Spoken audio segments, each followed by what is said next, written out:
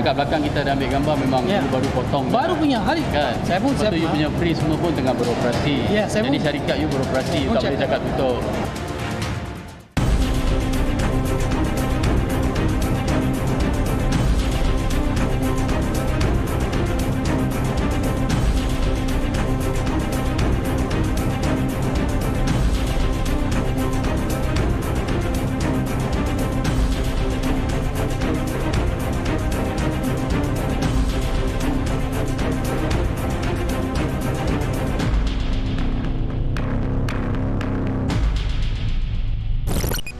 Assalamualaikum dan salam sejahtera. Anda sedang menonton 999.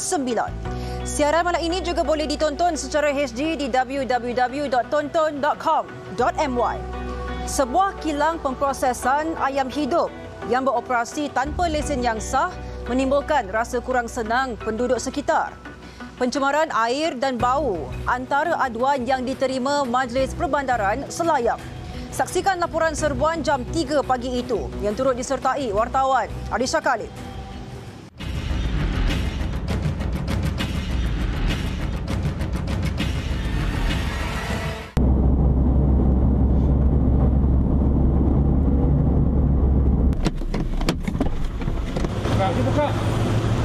Buka.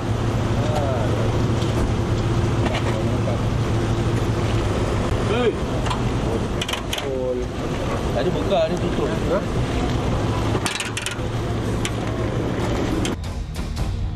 Cubaan seorang lelaki yang sedang memandu sebuah kereta pacuan 4 roda untuk menghantar bekalan ayam kepada peniaga runcit gagal selepas kilang tersebut berjaya dibolosi pihak Majlis Perbandaran Selayang MPS.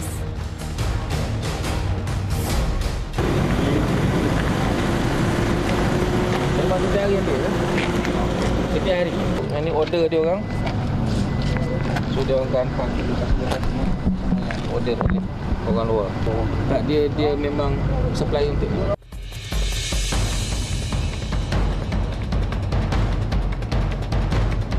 Malah segelintir pekerja di kilang itu dipercayai sempat melarikan diri sejurus menyedari kehadiran pihak berkuasa.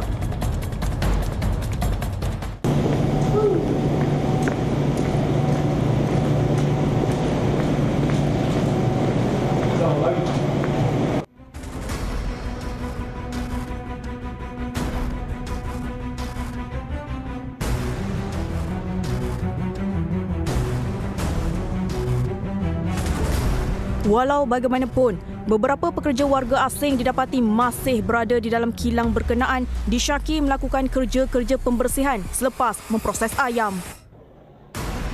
Siasatan awal mendapati pemilik kilang tersebut pernah diberi notis amaran sebanyak 2 kali sebelum ini, namun masih berdegil meneruskan operasi pemprosesan ayam seperti sedia kala. Kita telah arahkan untuk you stop, kenapa you beroperasi? Itu still operasi. Apa-apa pun you masih beroperasi, sepatutnya kena stop. Dan you buat penyembelihan di belakang. Difahamkan, pemilik premis pernah diberikan lesen perniagaan sementara dari pihak MPS namun dibatalkan kerana tidak mematuhi syarat di bawah Undang-Undang Jabatan Alam Sekitar. Pemeriksaan di bahagian belakang kilang turut mendapati pemilik premis mengabaikan aspek kebersihan apabila tempat penyembelihan ayam dilakukan di atas lantai.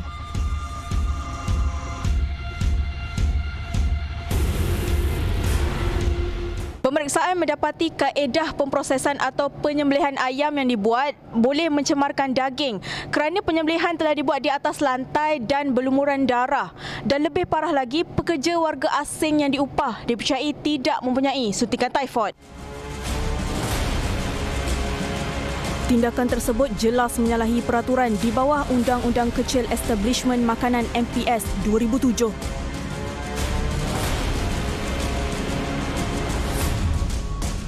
Penyembelihan perlu dilakukan di dalam premis dan perlu dalam keadaan yang lebih teratur. Bukan seperti sekarang kalau tuan-tuan lihat bahawa berlakunya pemotongan di tepi-tepi longkang. Makanan memang tidak dibenarkan langsung diletak di atas lantai. Apatah lagi binatang-binatang penyembelihan tidak dibenarkan terletak di atas lantai. Kalau kita tengok, dia akan melalui longkang-longkang lah, dan berkemungkinan akan masuk ke longkang utama, akan menjejaskan saliran air sungai, yang mana longkang utama akan mengalir ke sungai yang merupakan bekalan air minum kita lah. Tambah Ahmad Faisal. Operasi pada malam itu turut dijalankan selepas mengambil perhatian aduan penduduk yang berada di sekitar kawasan itu yang mendakwa terpaksa menghidu bau busuk akibat sisa ayam yang dipercayai dibuang ke dalam longkang. Permasalahan itu dipercayai berpunca daripada tiada sistem penampisan efluen menyebabkan sisa pembuangan termasuk darah ayam dialirkan terus ke longkang awam. Seorang lelaki berusia lingkungan 30-an ini yang dipercayai bekerja sebagai pengurus premis cuba berdalih ketika disoal serta mendakwa kilang tersebut tidak beroperasi pada hari kejadian. Okey, you punya kerja apa?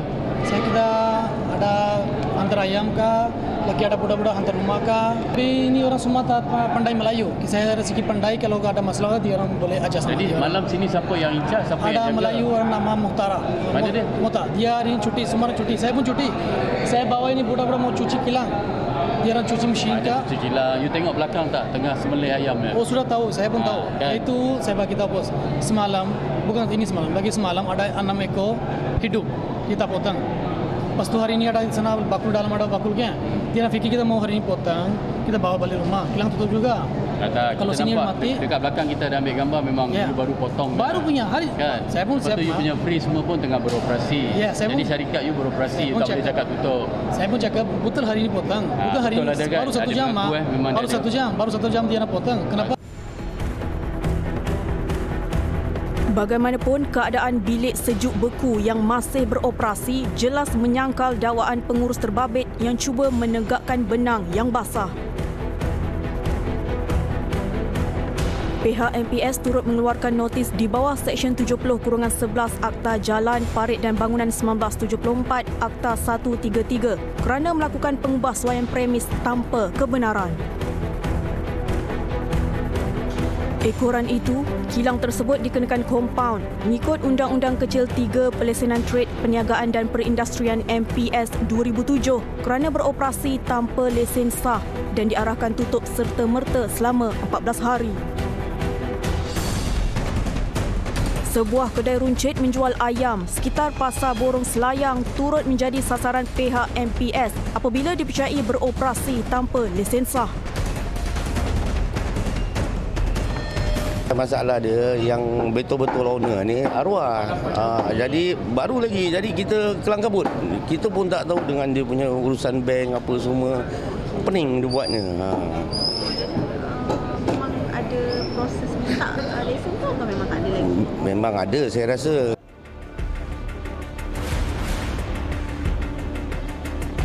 Pemilik premis turut dikenakan kompaun di bawah Seksyen 46/1/D Akta Jalan, Parit dan Bangunan serta Seksyen 3 Undang-Undang Kecil Penjaja. Barangan jualan premis tersebut turut disita kerana perniagaan dijalankan di kaki lima dan bahu jalan sehingga menimbulkan gangguan terhadap orang awam dan trafik.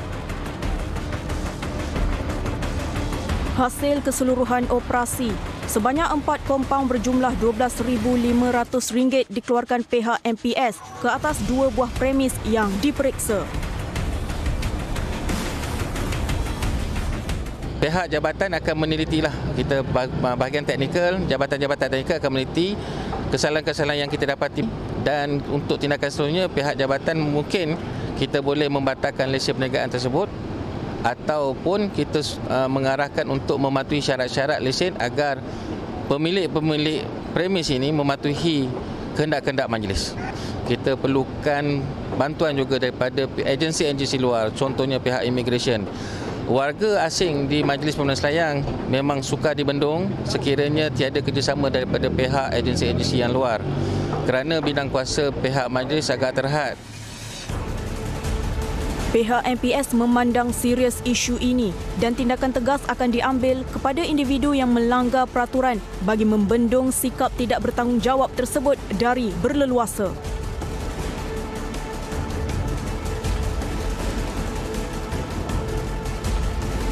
Laporan Arisha Kalim 999.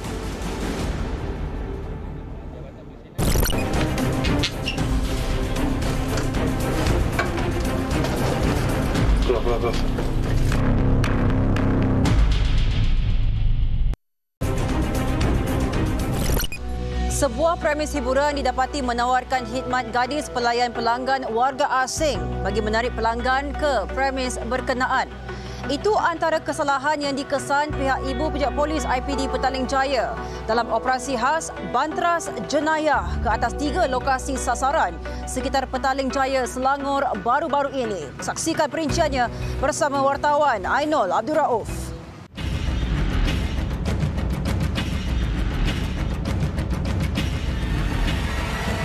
Pegang bau sekarang. Cannabis ni? Ganja. Tak ada, bang. Tak apalah, sekarang stik ni tak boleh tipu.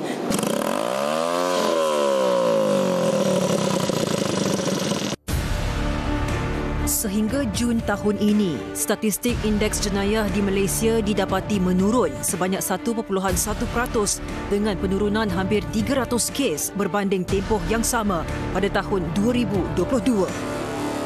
Namun, pihak Polis Diraja Malaysia PDRM masih berhasrat untuk meningkatkan usaha dan meneruskan kejayaan tersebut dalam membantras jenayah di Malaysia.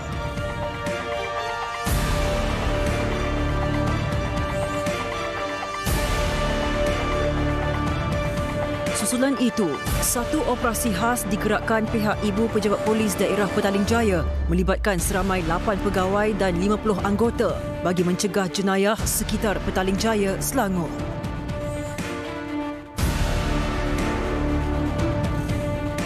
Lokasi sasaran pertama yang terletak kira-kira 8 km dari IPD Petaling Jaya digempur pihak polis bahagian siasatan jenayah tepat jam 11.30 malam.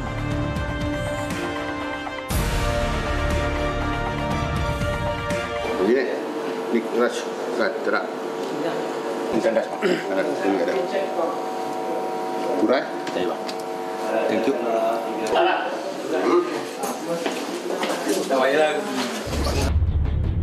Ketika serbuan, terdapat 2 wanita warga asing yang dipercayai bekerja tanpa permit yang sah bersembunyi di sebalik pintu stor premis tersebut bagi mengelak daripada ditahan pihak berkuasa. Duduk sini ya. Akak berapa lama? 2 bulan. 2 bulan dah kerja. Akak memang datang sini untuk kerja sini ya? Tak. Datang melalui macam mana, ejen? Tak bisa. Datang visa lah, visa pelancong. Ya. Seolah-olah tidak gentar dengan undang-undang, premis hiburan terbabit disyaki menggajikan warga asing sebagai wanita pelayan pelanggan atau GRO bagi menarik perhatian pengunjungnya.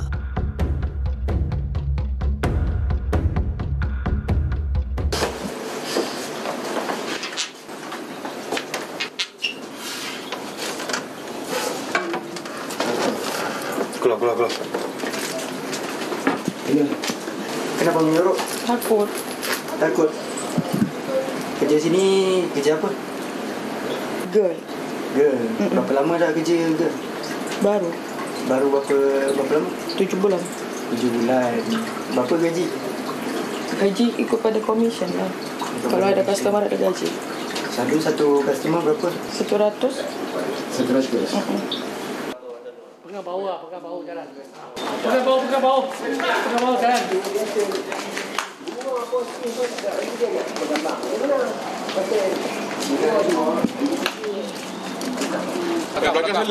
Belakang sekali. Masukkan belakang, penuh belakang.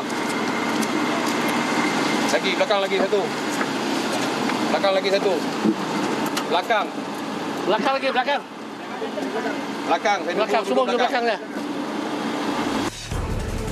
Menurut Ketua Polis Daerah Petaling Jaya, Assistant Commissioner Muhammad Fakhruddin Abdul Hamid, Kesemua 11 wanita warga asing yang ditahan disiasat di bawah Seksyen 55, Seksyen 6-C-1 Akta Imigresen 1999 Palang 63 dan Seksyen 39-B Peraturan-Peraturan Imigresen 1963. Di Permissible kita telah membuat tangkapan seramai 11 orang warga asing yang disyaki sebagai pelayan pelanggan ataupun GRO, dan juga kita telah menangkap 3 warga tempatan yang bekerja di premisi tersebut. Kita tahan untuk buat pengesahan, dan juga sekiranya kita dapati mereka telah melanggar di bawah Malaysia, kita akan teruskan dengan pertuduhan.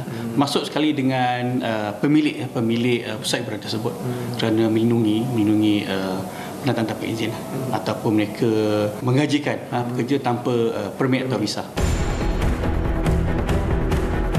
Operasi diteruskan ke lokasi sasaran kedua, iaitu sebuah pusat snooker sekitar Taman Mayang disyaki menjadi hotspot bagi individu di bawah pengaruh dadah untuk meluangkan masa. Operasi jam 12.30 malam yang dijalankan di pusat snooker ini turut mengesan individu yang disyaki di bawah pengaruh dadah, dan hasil ujian saringan air kencing mendapati mereka positif dadah jenis ganja. Mana nombor 14? Okey, kita tengok sini ya. Sini ada 6 jenis ya. Ini test strip untuk urin. Semua jenis dadah lah okey. So, kita tengok yang 2 line negatif, 1 line positif ya. Yang positif adalah jenis ganja. Okey. Lelaki warga tempatan berusia 27 tahun ini mendakwa kononnya terjebak dengan pengambilan dadah disebabkan pengaruh rakan sebaya. Berapa lama dah ambil ganja? Lama dah tak ambil. Dia mungkin sebab flavor tu kot. Flavor. Flavor tu beli dekat mana? Tak beli pun, kawan-kawan kat ni. Kawan pun ambil juga lah. Try. Dia asalnya bukanlah nak cakap prank, tak tahulah kan, tapi bila kawan-kawan dah bagi, kita try lah. Try tiba pening. Bila pening tu tak nak buat apa lah. Rasa pening ni macam ni? Pening, tak boleh nak explain lah pening tu macam ni. Tu lepas dia berat, senang cerita berat. Lain pula alasan pekerja syarikat swasta ini yang mendakwa tidak pernah mengetahui tentang dadah jenis ganja sebelum ini. Berapa dadah? Tak ada. Hisap rokok saja. Bila you Last apa? Last Bila 13? Tak ada lah bos. Jadi Pandai sudah cakap. sudah sangkut. Ha? Sudah sangkut. Macam mana I pertama buat ini test saja. I pertama buat ini test saja. You boleh tanya I punya colleague. Tadi kita lepas kerja terus datang sini main. Sampai sekarang. Lelaki berusia 30 tahun ini tetap berdalih dan menafikan dakwaan dirinya di bawah pengaruh dadah, walaupun keputusan ujian saringan air kencing menunjukkan sebaliknya. Macam mana I tahu? Bos, I sudah cakap terus. I tak ada isap. Tak apalah, you telah cakap. Kami pun buat kerja kami.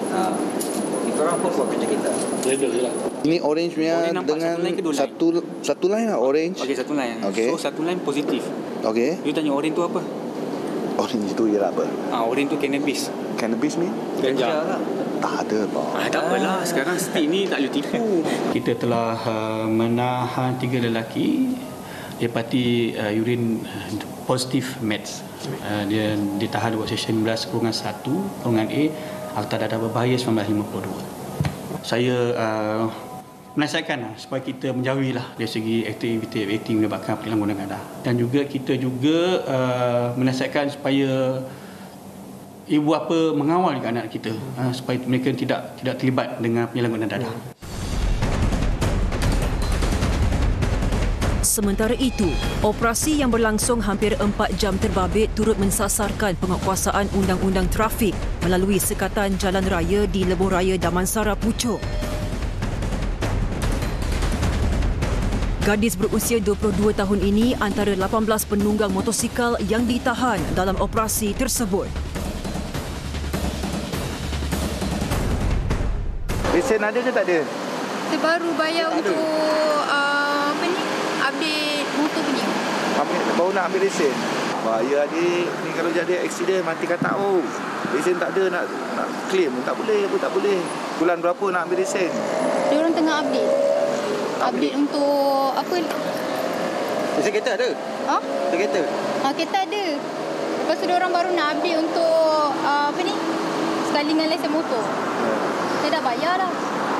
Dah test belum? Belum lagi. Dah test ke belum DPJ? Belum lagi. Untuk lesen L tu diorang cakap baru nak ambil lesen L lah.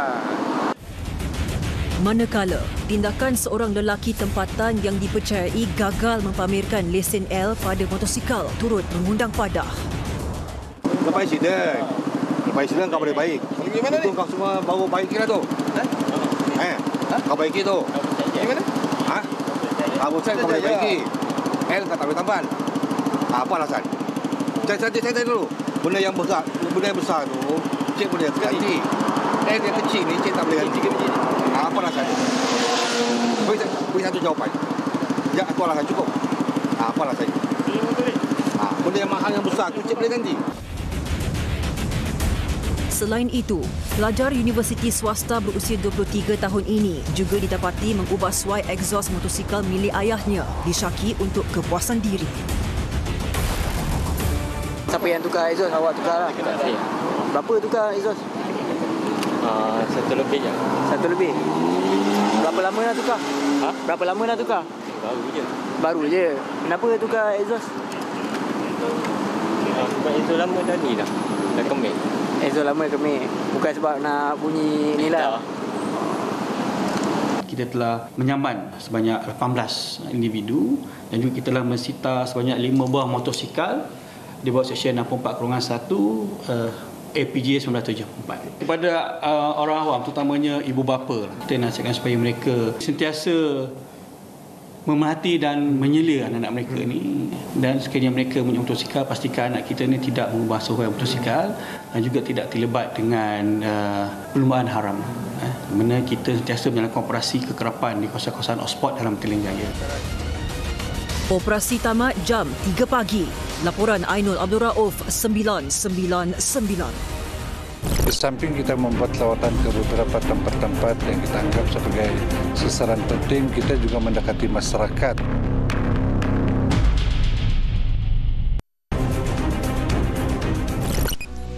Mengekalkan kesejahteraan dan ketenteraman awam tidak mungkin dicapai tanpa pelibatan pihak berkuasa dan orang ramai. Kontingen Polis Sabah baru-baru ini memperkasa kepolisian komuniti di bandar, desa dan perairan bagi mencapai objektif slogan polis dan masyarakat berpisah tiada. Saksikan perinciannya bersama wakil Media Prima Sabah.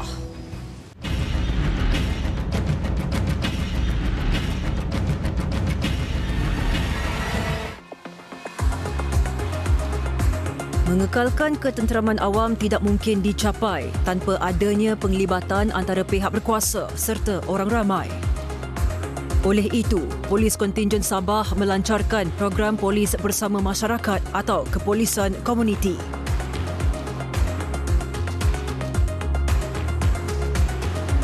Kembara Kenali Borneo oleh Yang di-Pertuan Agong bersama rombongan baru-baru ini memaparkan pentingnya kestabilan dan ketenteraman awam untuk menjayakan pelbagai program di peringkat nasional mahupun antarabangsa.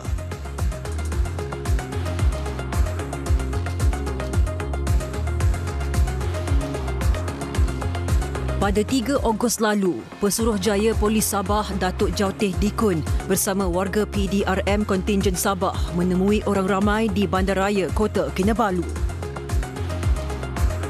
Program tinjauan mesra kepolisan komuniti atau Walkabout Community Policing ini bermula kira-kira jam 8 malam dari Pondok Polis Warisan Square hingga ke Bulatan Ikan Todak atau Todak Waterfront.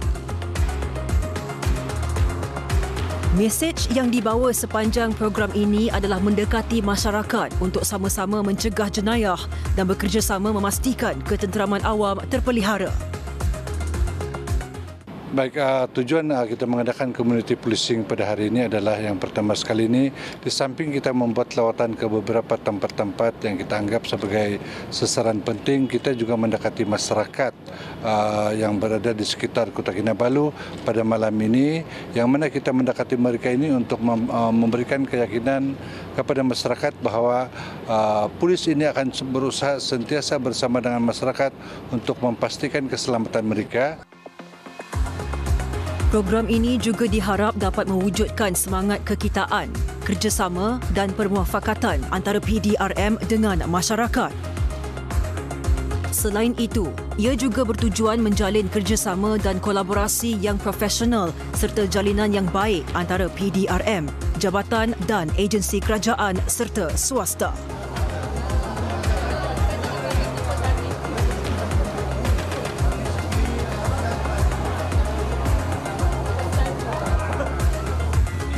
Malah menurut Datuk Jauteh lagi, program seperti ini akan diadakan pada setiap minggu khususnya di Bandaraya Kota Kinabalu. Untuk di Kota Kinabalu ini, community policing seumpama ini tidak akan berhenti. Yang mana setiap seminggu sekali akan ada ketua jabatan akan mengetuai sekumpulan pegawai dan anggota untuk membuat aktiviti yang sama. Program mendekati masyarakat ini tidak hanya tertumpu di bandar, malah turut diadakan di kawasan perkampungan serta di laut. Pada malam ini tumpuan kita ini adalah di kawasan bandar. Tapi sebenarnya community policing ini dalam masa yang sama juga kita laksanakan di kawasan luar bandar. Sebagai contoh dia minggu lepas kita membuat community policing di perairan Sandakan, kemudian kita masuk ke kawasan perkampungan di Kampung Tinusa 2 Sandakan. Pada 29 Julai lalu, Datuk Jauteh Dikon serta agensi-agensi keselamatan lain seperti Eskom dan jabatan-jabatan di PDRM Sabah serta pemimpin masyarakat mendekati penduduk kampung Tinusa 2 Sandakan. Program kepolisan komuniti di perkampungan ini berjaya menarik perhatian penduduk kampung termasuk kanak-kanak yang teruja dengan bahan-bahan pameran di tapak perkemahan. PDRM Kontingen Sabah turut menyerahkan jaket keselamatan kepada penduduk kampung yang terlibat secara langsung sebagai penggiat ekonomi di laut. Saya sudah ada 17 tahun sudah sebagai nelayan.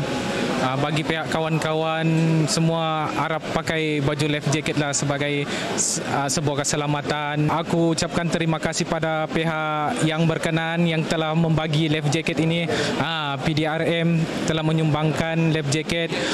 Aku mengucapkan ribuan terima kasih lah. Kebelakangan ni ada saya dengarlah juga jiran-jiran yang bila angin kencang, jadi diorang pun tidak dapat kawal badan, diorang terjatuh dan hilang. Ada kebelakangan inilah saya dengar di area Pulau Berhala ni, Lebaran, ada kebelakangan ini berlaku lah. Mungkin diorang tidak pakai life jacket, tidak dapat ditemui lah. Okey, saranan saya kepada semua nelayan yang bekerja sebagai nelayan sepenuhnya, kalau boleh jangan lupa gunakan life jacket ni untuk keselamatan diri anda. Program kepolisan komuniti ini turut tertumpu di kawasan laut sekitar perairan Sandakan dengan mendekati golongan nelayan.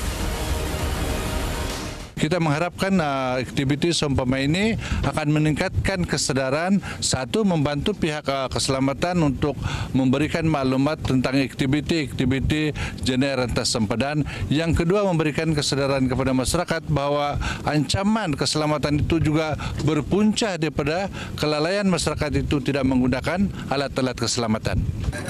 Laporan Muhammad Yazir Mahmud 999.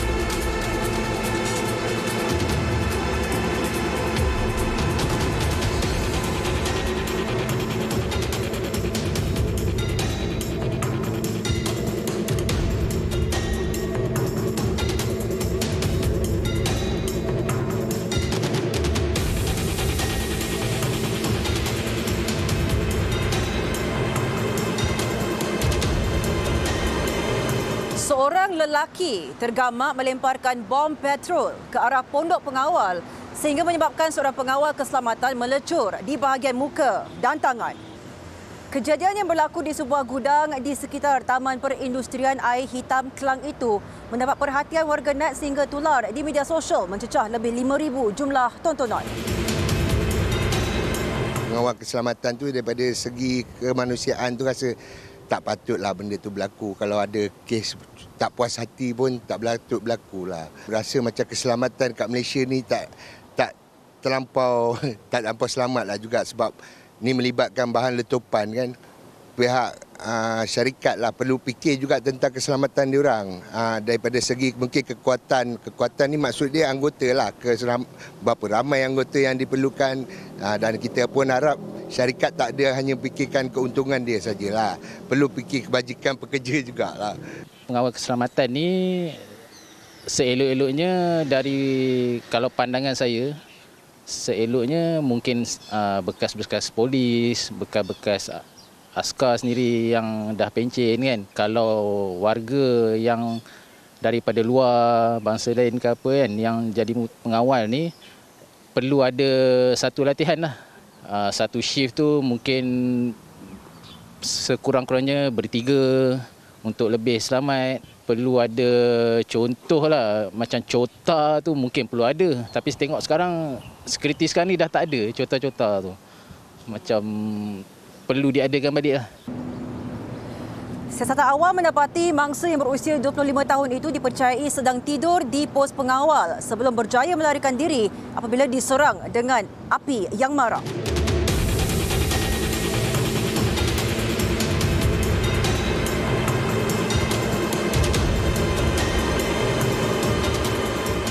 Petrol bom punya nature ni dia sama seperti senjata api dengan bom biasa. Okey, kalau kita tengok senjata api dengan bom biasa, dia punya efek dia adalah untuk impak yang tinggi lah, impak yang very severe compared to other violent punya activities. Kalau kita nak tanya mungkin suspek nak escape ke, possibility ada. Because kalau kita menggunakan senjata yang biasa seperti pisau nak attack orang ke something, dia akan bagi evidence yang lagi banyak. Okey, kalau kita tengok kes ini, suspek dia datang, dia baling, selepas insiden tu dia lari. Kalau dia gunakan senjata ke parang ke samurai knife ke semua tu, dia kena reduce dia punya distance dengan victim lah. So dia akan leave banyak evidence.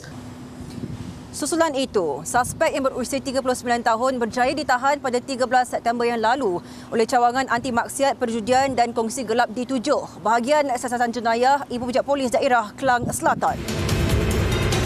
Kita kena tahu motif jenayah ini apa. Instrumen ini sering digunakan dalam isu-isu masalah berkaitan dengan gangsterism, pergaduhan, rusuhan, something like that.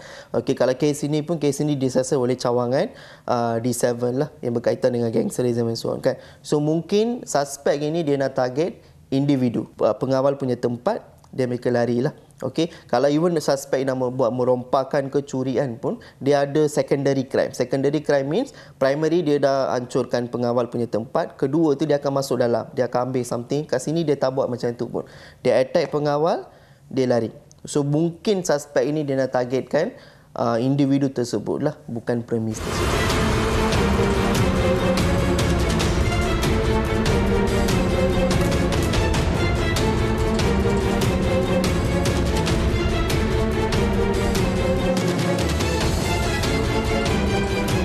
Usually kita ada satu ratio. Kalau kita tengok kat overseas, dia ada dia punya manual atau guideline sendiri. Kalau berdasarkan tempat, kalau tempat tu besar, kita kena ada lebih ramai pengawal. Kita tak boleh depend on satu pengawal. Insiden ini bukan pertama berlaku kat Malaysia. Kita dah tengok ramai banyak sangat kes yang melibatkan pengawal cedera, dimalukan. Ada lagi banyak lah. So sekarang kita kena fokuskan kepada keselamatan pengawal pula. Premis boleh buat banyak. Actually CCTV dah ada kan. Semua boleh implement. Because kat situ premis itu adalah satu harta benda. Tapi pengawal itu adalah manusia. So kalau anything berlaku kat pengawal, dia impak dia lagi tinggi. Kes disiasat mengikut Seksyen 326 Kanun Keseksaan kerana mencederakan menggunakan senjata yang memperuntukkan hukuman penjara maksimum 20 tahun serta sebatan jika sabit kesalahan.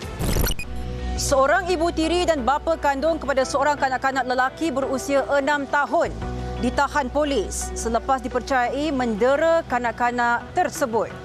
Kejadian dikatakan terbongkar selepas mangsa ditemui orang awam ketika cuba melarikan diri dari rumah kerana takut didera. Laporan itu membuka tirai rangkuman kejadian jenayah Seminggu 999.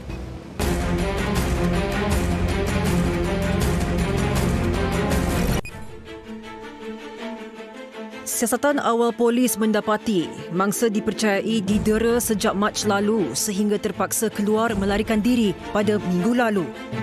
Mangsa dipercayai dipukul oleh ibu tirinya yang berusia 31 tahun dan bapa kandungnya 27 tahun dengan menggunakan tangan, menendang, merotan dan menggunakan senduk kayu.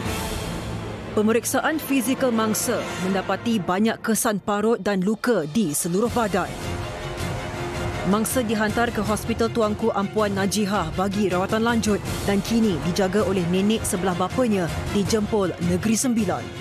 Kes disiasat mengikut Seksyen 31/1/A Akta Kanak-Kanak 2001.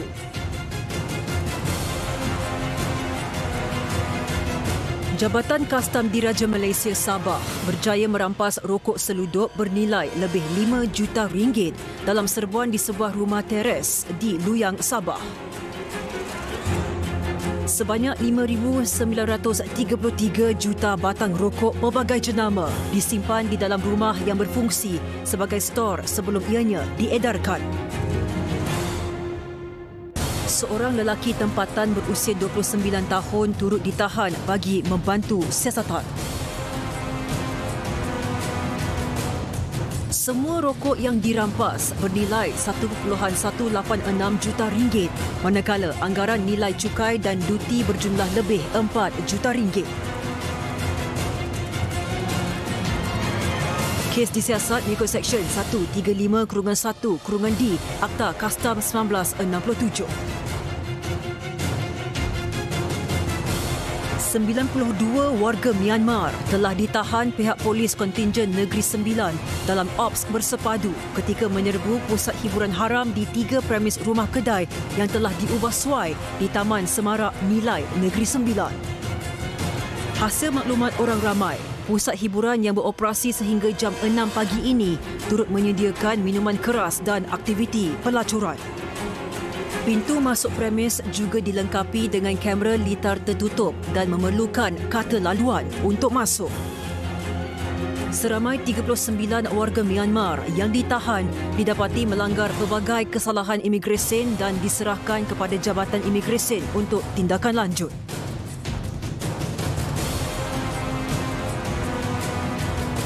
Kementerian Perdagangan dan Kos Sara Hidup Negeri Kelantan berjaya membongkar kegiatan mengisi semula minyak masak bersubsidi ke dalam tong berpelekat bahan kimia dan diseludup ke negara jiran untuk dijual. Seorang suspek wanita warga emas berusia 65 tahun ditahan dalam serbuan yang dibuat di sebuah bengkel di Pasir Putih, Kelantan dan sebanyak 2,308 kg minyak masak paket dirampas dan 240 kg gula ditemukan. Kesemua nilai rampasan bernilai RM46,454, manakala pelbagai peralatan yang digunakan suspek seperti corong plastik, gunting dan alat penimbang juga ditemui.